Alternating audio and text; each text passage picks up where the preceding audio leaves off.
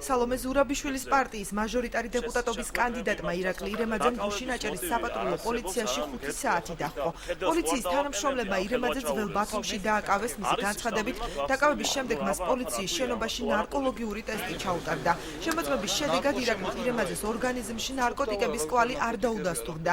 საქართველოს გზის პარტიის ბათუმის საქალაქო ორგანიზაციის უფროსი ირაკლი ბარამიძე დაკავების მოტივს პარტიის გააქტიურებას უკავშირებს. ვიყავი დაკავებული 5 საათის განმავლობაში. მათი ინტერესი გამოიწვია მე ვიყავი ნარკომანი თუ არა.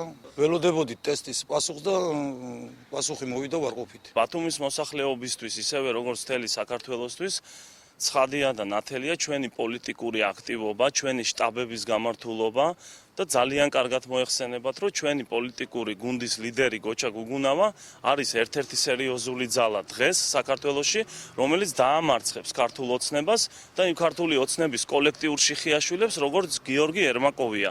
აქედან გამომდინარე, ეს ამათმა გადაწყვიტენ, რომ 25 დღით ადრე დაიწყონ უნდა პოლიტიკური ესე ვთქვათ, რეპრესიები. დაკავების ფაქტს დღესვე სალომე ზურაბიშვილი საქართველოს გზის ბათუმის მერობის კანდიდატი გამოეხმაურა.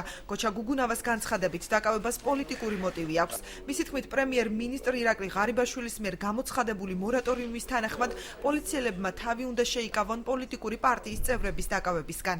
ჩვენ უკავშირებთ ამ დაკავებას საარჩევნო მარათონის დაწყებისთვის და ვფიქრობთ, რომ ეს მეთოდები არ იმუშავებს. მაჟორიტარი დეპუტატობის კანდიდატს მანდატი არ იცავს და მისი დაკითხვა სამართალდამცავებს ნებისმიერ დროს შეუძლია, აცხადებს საიას იურისტი. თუმცა გია ქარცივაძე აქვე განმარტავს, რომ ნარკოლოგიური ტესტის ჩატარებას 5 საათი არ სჭირდება, რაც დამატებით კითხვებს ვადებს. საეჭვო არის ის ფაქტობრივი განმარტება, რომ ნარკოტიკული ნივთიერების მოხმარებას და შემოწმებას არ უნდა ჭირდებოდეს 6 და 7 საათი. ეს არის განსაკუთრებით მნიშვნელოვანი. წინასაარჩევნო პერიოდში პოლიციამ განსაკუთრებული ყურადღებით უნდა ემუშაოს და კონკრეტულ მაჟორიტარ დეპუტატებს ხელი არ უნდა შეუშალოს იმის გამო, რომ მათ რაღაც ეჭვი გაუჩნდებათ და უნდა იყოს დასაბუთებული ეჭვი ყველა შემთხვევაში. აღნიშნულის შესახებ შინაგან საქმეთა სამინისტროში სატელევიზიო კომენტარს არ აკეთებენ.